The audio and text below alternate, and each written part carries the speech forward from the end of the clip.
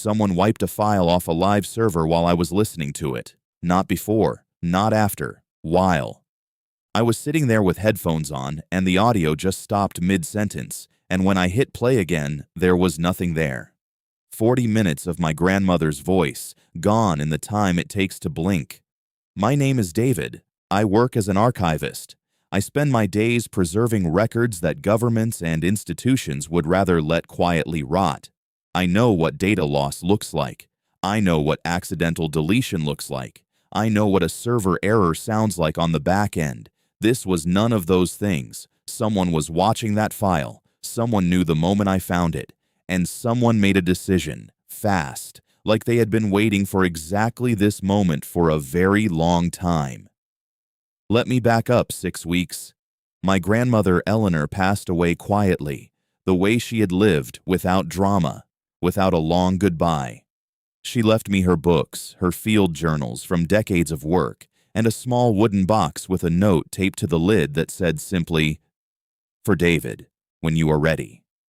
Inside the box was a USB drive, no label, no explanation. I put it in a drawer and left it there for 3 weeks because grief does that to you. It makes you slow. It makes you careful with things you are not ready to open. When I finally plugged it in, there was one audio file on the drive, 40 minutes and 12 seconds long. Eleanor's voice, steady and clear, like she was sitting across a table from me. She was describing something, a place, a structure she had surveyed early in her career in a remote corridor of wilderness that she said did not appear on any map available to the public.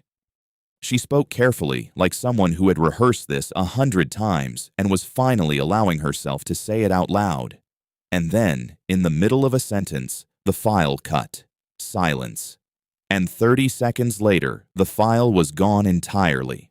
What I had left was a 3-minute fragment I had been playing on a second device at the same time out of habit, an archivist's habit of never trusting a single source. 3 minutes of her voice. And in those 3 minutes, she said my name. Not at the beginning, not as an introduction. In the middle of a thought, like she had always known it would be me sitting there listening, like she had written the whole thing directly to me across however many years it had been sitting in that box waiting. The fragment ends with her saying something about a surface pattern she had documented during the survey. She says the word designed. She says it quietly, almost to herself, the way you say something out loud that you have been afraid to say for a very long time. And then the recording cuts, and the file disappears, and I am sitting alone in my apartment at 2 in the morning with the faint smell of old paper from her journals around me, and the very clear understanding that something has just begun. If you want to know where this goes, stay with me, subscribe and leave a like. It genuinely helps more than you know, and what comes next is something I have not told anyone yet. Eleanor was not a mysterious person. That is the thing I keep coming back to. She was the least dramatic person I've ever known. She drank the same tea every morning for as long as I can remember. She kept her field journals in alphabetical order by region. She had a specific drawer for pens and a specific drawer for pencils, and if you mix them up, she would notice immediately and quietly fix it without saying a word. She was the kind of person whose entire presence told you, everything is manageable if you are organized enough. I loved that about her. I trusted it completely. She spent the bulk of her career as a surveyor for a government land management agency. Remote wilderness corridors mostly. The kind of work that sounds straightforward until you understand what it actually involves. Weeks in terrain with no roads, no signal, no margin for error. She was technically brilliant. Her colleagues, the few I ever met at her retirement gathering years ago, spoke about her with a specific kind of respect that is different from politeness. The kind that comes from watching someone perform under real pressure. She retired without any ceremony, which was exactly what she wanted. She came home, organized her bookshelves, started a small garden, and never talked about her work. Not once. Not a single story from the field. I assumed that was just Eleanor being Eleanor, private, self-contained. A woman who had always kept the professional and the personal in entirely separate rooms inside herself.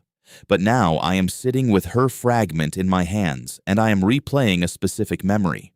I was maybe 12 years old, and I asked her directly what her favorite assignment had been. She looked at me for a moment longer than the question deserved. Then she said, "Some work is better left in the field," and she changed the subject so smoothly I barely noticed she had done it. I notice now. Because there is a difference between a private person and a person who has been carrying something they were specifically told never to put down. Eleanor was not private. She was protected. She had made herself small and quiet and unremarkable for decades, and I had mistaken that for her personality. And the most unsettling part is this. She knew I would eventually understand the difference. She planned for it. She recorded 40 minutes of her voice, hid a drive in a wooden box, wrote my name on the lid, and waited. She was not protecting a secret from me. She was protecting it for me until she decided I was ready and until she was close enough to the end that the consequences no longer frightened her the way they once had. The document that changed everything was not dramatic looking. That is the part that still gets me. It was a standard agency supply requisition, the kind of form that gets filed by the thousands every year and sits in storage boxes that nobody ever opens. Yellowed paper, typed entries, a reference number in the top right corner, except one line in the middle of the form made my hands go cold the moment I read it. The request was for specialized cutting equipment rated for materials of unknown composition and hardness, filed for a survey team, filed for Eleanor's exact mission reference number. Survey teams do not request cutting equipment. They map terrain. They take core samples. They measure and document. They do not cut through things of unknown composition. Whatever Eleanor's team found out there, they were not prepared for it. And someone at the agency knew that before they even arrived. I found that requisition because Eleanor had left me more than just the drive. Her field journals, the ones she'd left me in her will alongside the wooden box, looked completely ordinary from the outside. Worn covers, careful handwriting, nothing that would make you look twice. But inside the back cover of the third journal, tucked flat against the binding so it would not create a visible bump, was a folded slip of paper with a single archive reference number written in Eleanor's handwriting. That number led me to a sealed storage record at the agency. And because I work there, because I have clearance that most people do not think twice about, I was able to pull the physical file before anyone thought to flag it. The file contained 4 documents. 3 of them were standard mission paperwork. The 4th was the requisition. And the psychological screening criteria attached to the team selection memo, 1 page, plain formatting, is what made the whole picture suddenly horribly clear. The criteria were not looking for physical fitness. They were not looking for wilderness survival experience. They were looking for something specific in the psychological profile, a trait the memo described as stable processing of perceptual contradiction. In plain language, they wanted people who could see something that made no sense and not come apart at the seams. They had designed the selection process around the assumption that whatever this team was going to encounter would fundamentally contradict what a person believes is real. Eleanor was not chosen because she was the best surveyor available. She was chosen because someone looked at her profile and decided she was the kind of person who could witness something impossible and still function. I sat in the archive room for a long time after reading that. The overhead light buzzed faintly. The room smelled like old paper and something metallic underneath it. The way government buildings always do, like the air itself has been processed too many times. I kept thinking about Eleanor at her kitchen table with her organized drawers and her morning tea. I kept thinking about how steady she always seemed. And I kept wondering whether that steadiness was something she was born with, or something that was done to her out there, in whatever that place was, something that burned away every loose and shaky part of her and left only the calm. That thought alone should have made me stop. It did not. The journey Eleanor's team made to reach the survey zone took nearly 2 weeks. I know this from cross-referencing her journal entry dates against the mission timeline in the agency file.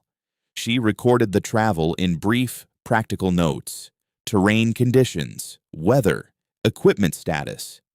But on the fourth day of travel, something shifts in the writing. It is subtle. The sentences get shorter. The observations become more frequent but less detailed, like she is writing faster, like she is trying to keep up with something that is accumulating around her faster than she can process it. She notes that the positioning equipment is giving inconsistent readings. She notes that the senior geologist on the team, a man she refers to only as R, has stopped making conversation. She writes one line that I have read probably 30 times now. She writes, "The further in we go, the less the land looks like it grew here."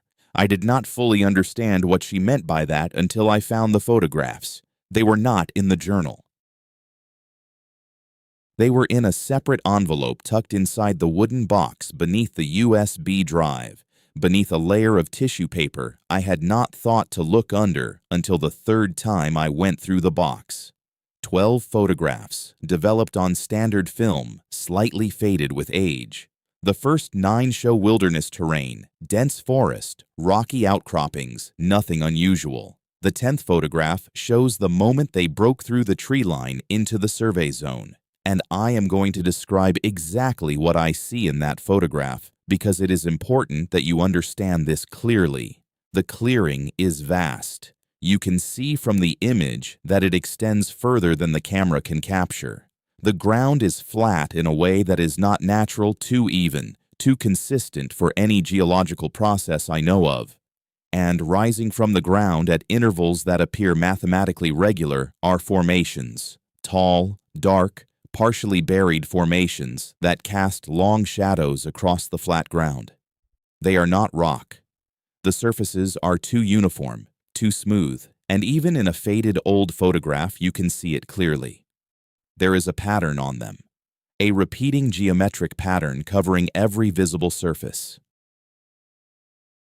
Eleanor is standing at the edge of the frame in that photograph. She has her back to the camera. She is looking out across the clearing. And even from behind, even in a photograph this old, you can see in the set of her shoulders exactly what that moment cost her.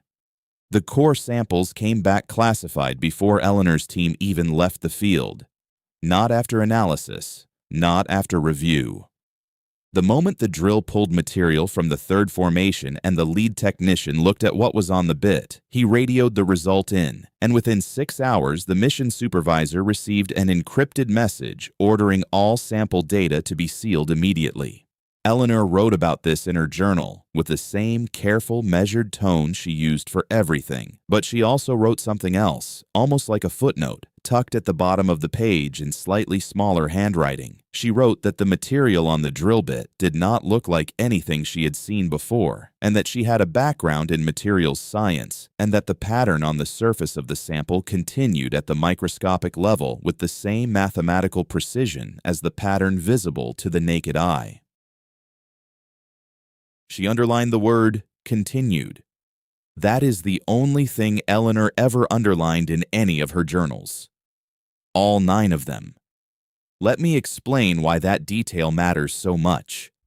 Natural materials have patterns at the surface level all the time. Crystal formations, mineral deposits, rock strata, all of these produce repeating visual patterns that can look almost deliberate if you do not know what you are looking at. But the pattern breaks down when you go deeper. When you cut into natural material and look at the structure underneath, the regularity falls apart because nature does not engineer things from the inside out. Nature builds from the outside in, responding to pressure, temperature, time, all of it random and cumulative. What Eleanor was describing is something that should not exist in any natural material, a surface pattern that does not stop at the surface, a structure that is as precise at its core as it is at its exterior. That is not geology. That is not biology. That is design. The team spent 3 weeks at the site. Eleanor's journal entries from that period are the most detailed of her entire career.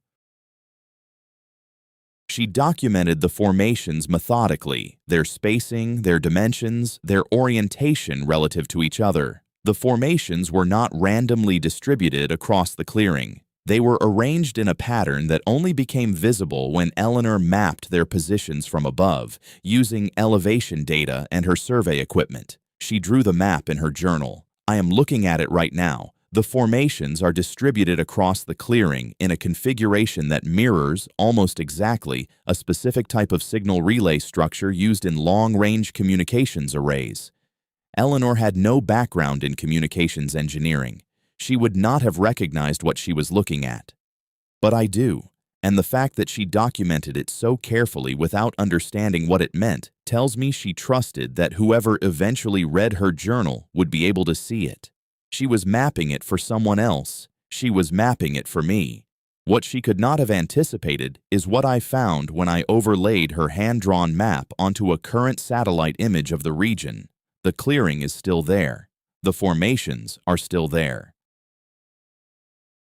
And the pattern they form on the ground is still perfectly intact. After all the years that have passed since Eleanor stood in that clearing with her survey equipment and her steady hands and her very particular kind of courage.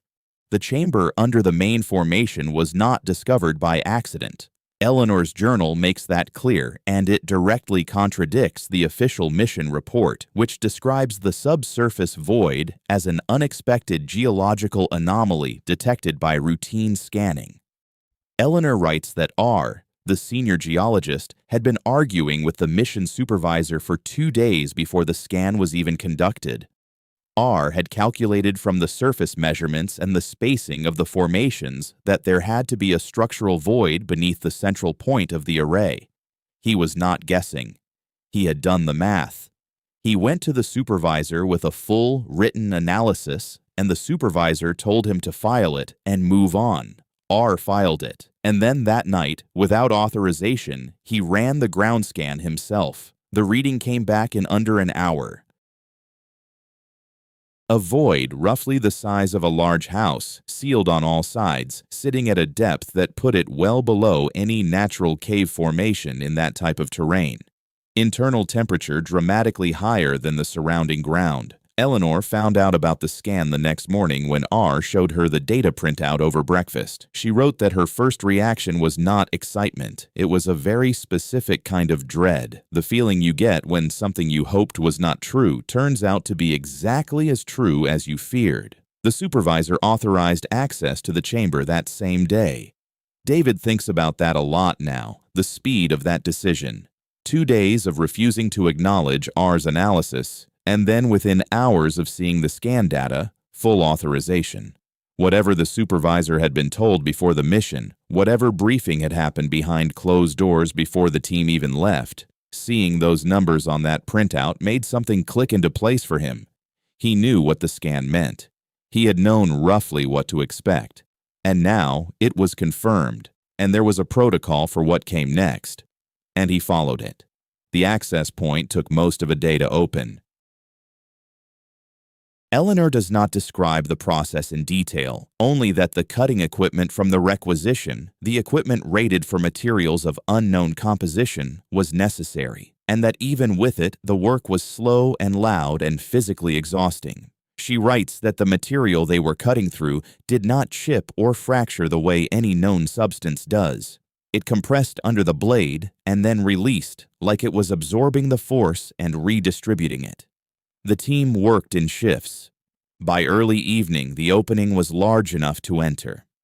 Eleanor writes that the supervisor went in first, alone, for about 20 minutes. When he came out, his face was completely unreadable. He stood outside the opening for a moment, and then he said, in a tone Eleanor describes as very quiet and very careful, that the team was to enter in pairs, document everything they observed, and not touch anything without explicit instruction. Then he stepped aside. Eleanor and R went in together.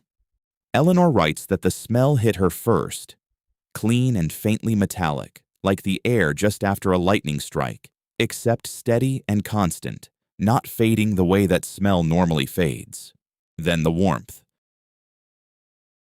Then the light, which was not coming from any source she could identify, just a faint ambient glow that made the walls visible without illuminating them fully, like the room itself was faintly, quietly awake. And then she saw the objects in the center of the chamber, and she stopped writing for 3 days. James went back into the chamber alone and came out a different person. Not visibly, not dramatically. That is the thing that makes it so hard to describe and so impossible to dismiss. He did not come out shaking or confused or unable to speak. He came out calm, completely, perfectly calm. And if you have ever stood next to someone whose calm is the wrong kind, the kind that sits too still and too deep, like something has been removed from behind the eyes rather than added, then you understand exactly why Eleanor wrote about that moment with more care than almost anything else in her journal. James was the youngest member of the team. Eleanor describes him in her notes as sharp and a little restless, the kind of person who asks questions that make supervisors uncomfortable, not out of defiance but out of genuine curiosity that does not know when to stop. On the day the chamber was first opened, he had been the most visibly affected of anyone on the team. Not frightened, just deeply, almost physically unsettled, the way you feel when something you are looking at refuses to resolve into anything your brain already has a category for. Eleanor wrote that his hands were trembling slightly when they came back out that first evening. By the next morning, he seemed fine. By the morning after that, he was the one helping catalog the documentation and cross-referencing measurements with a focus that was almost too precise. On the final day of the survey, while the team was completing their last round of surface documentation, James told Eleanor he had left a measuring instrument inside the chamber and needed to retrieve it. Eleanor offered to come with him. He said it would only take a few minutes and went alone. She watched him disappear through the access point. She checked her watch. 11 minutes later, he came back out. He handed her the instrument. He said something like, "All good," and turned back to the work. Eleanor writes that she looked at the instrument in her hand and realized she had never actually seen James use it at the site. That she could not remember him bringing it into the chamber on any of the previous days. She does not say he was lying. She just writes that detail quietly, without conclusion, and moves on. What happened after the mission is where the story stops being something you can explain away. James completed the return journey without incident. He sat through the full debrief, answered every question, signed every document. Eleanor saw him once more after that, briefly, at the agency, maybe 3 weeks after they returned. He seemed fine, pleasant, slightly quieter than she remembered, but nothing alarming. She did not think much of it at the time. 6 months later, she tried to contact him about a follow-up query on the mission documentation and got no response. She tried a second time. Nothing. She asked a colleague if they had seen him. The colleague looked at her with a slightly careful expression and said James had resigned. Eleanor asked for his forwarding information. There was none on file. He had simply stopped existing in any professional context that could be traced. I spent 2 full days trying to find James through every legitimate channel available to me. Employment records, professional registrations, public directories, nothing.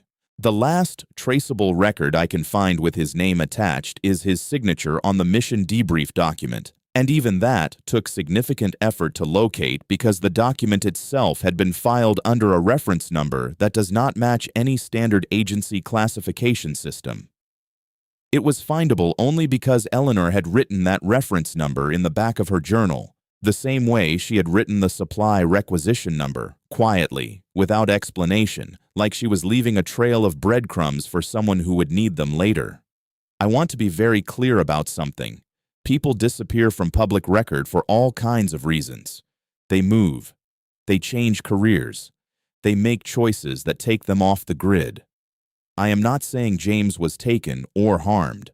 I am saying that the combination of what Eleanor observed in that chamber doorway, the wrong kind of calm, and what followed in the months after, is a pattern, and it is not a pattern I have only seen once.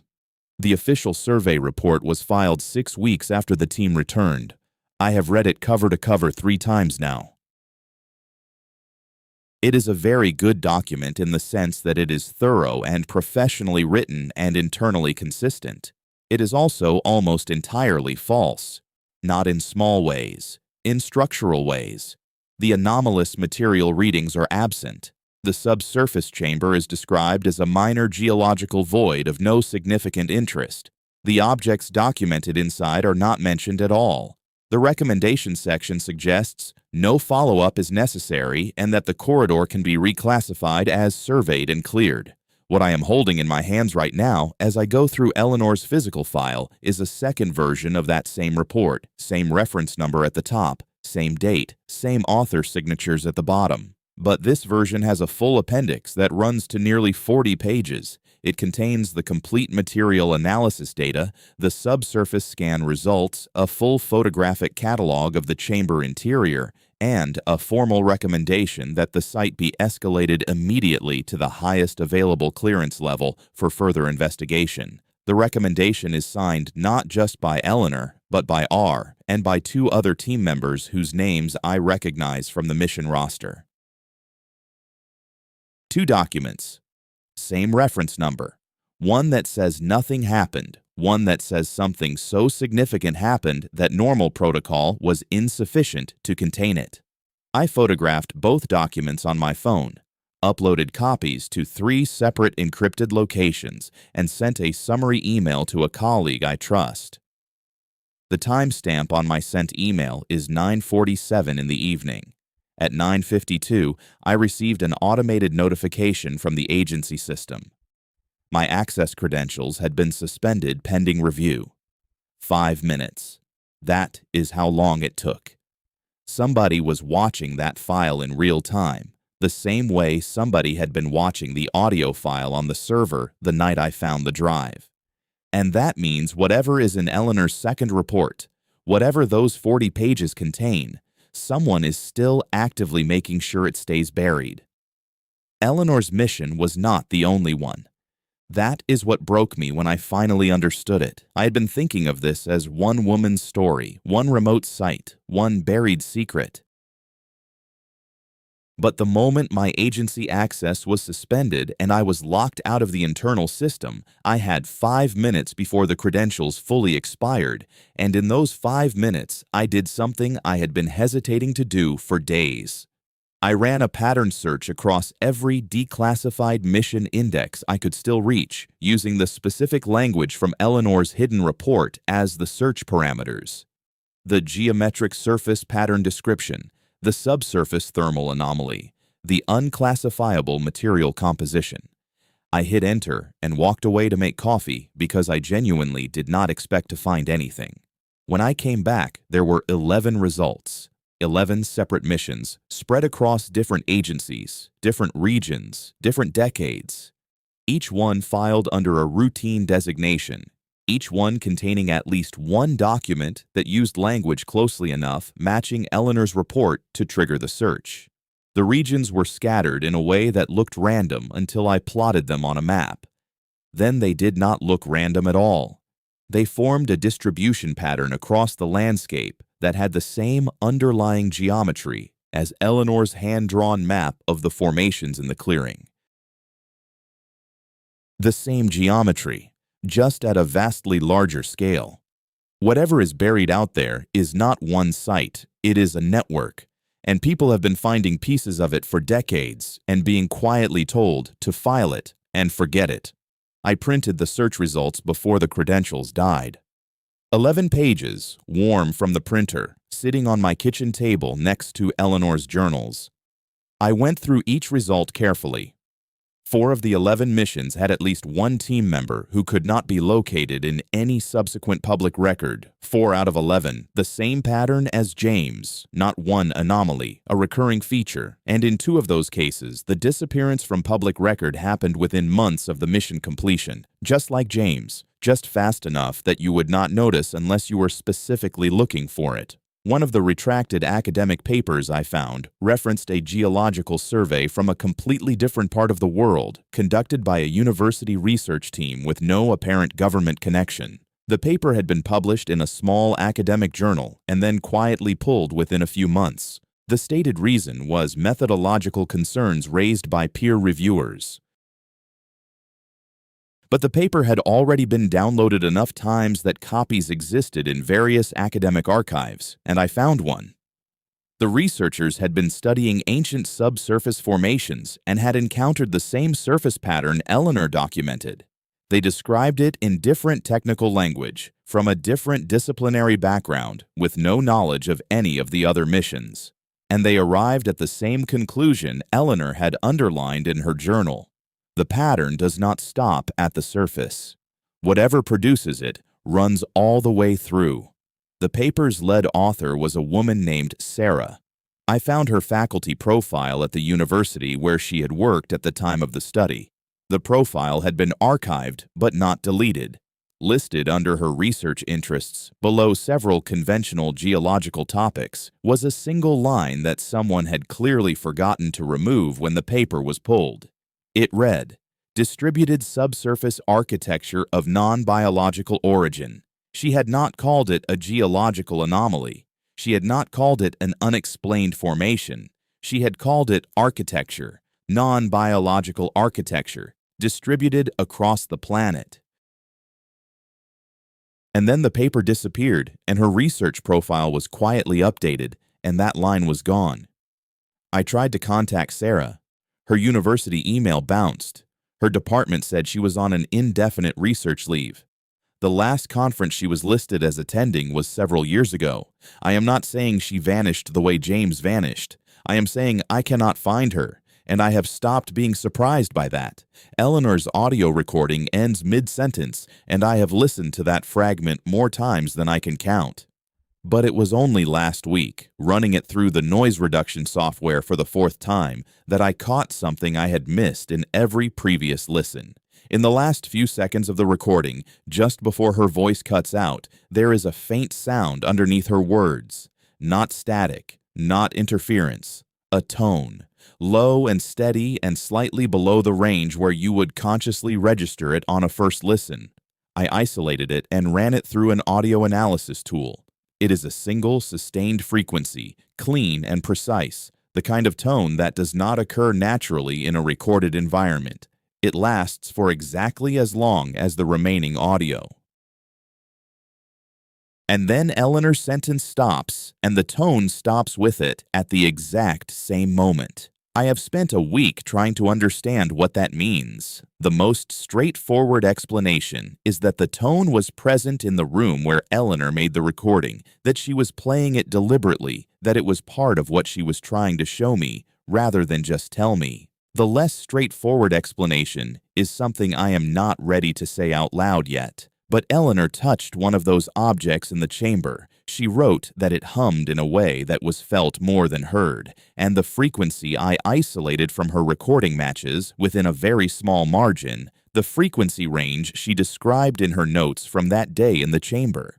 I have checked this 3 times. The numbers are the same. Here is what I know. Eleanor spent her career mapping a world she was told was fully understood and fully documented. She found something that proved it was not. She was ordered to forget it. She spent decades being quiet and careful and unremarkable. And then, at the end, she decided that being a keeper of someone else's secret was not the same as being trustworthy. She made a recording.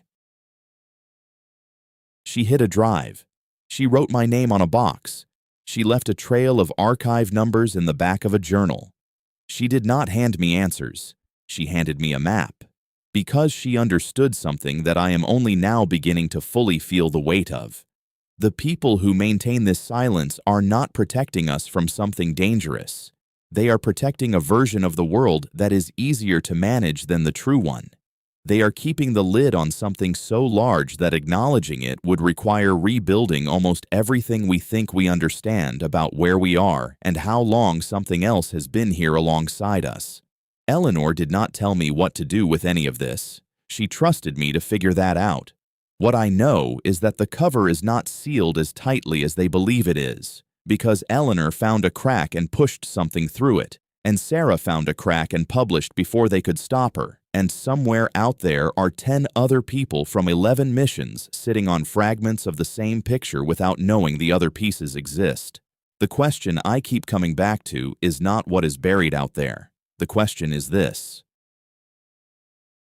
if something was designed to last long enough that we are still finding it now, still measuring it, still being silenced about it, then whoever or whatever built it was not making something temporary. They were making something meant to still be here when we were ready to understand it. And the people working so hard to make sure we never get ready. What exactly are they afraid we will do when we are? Think about that honestly. If you found out tomorrow that the ground beneath your feet had been shaped by something that predates every history book ever written, would you want to know? Or would you prefer the version of the world that fits inside what you were taught? Write your answer in the comments, because I genuinely want to know where you stand on that. If this story made you think, if it made you uncomfortable in the way that only true things can, leave a like and subscribe. There is more to come. And the next piece of this is something Eleanor left that I have not told you about yet.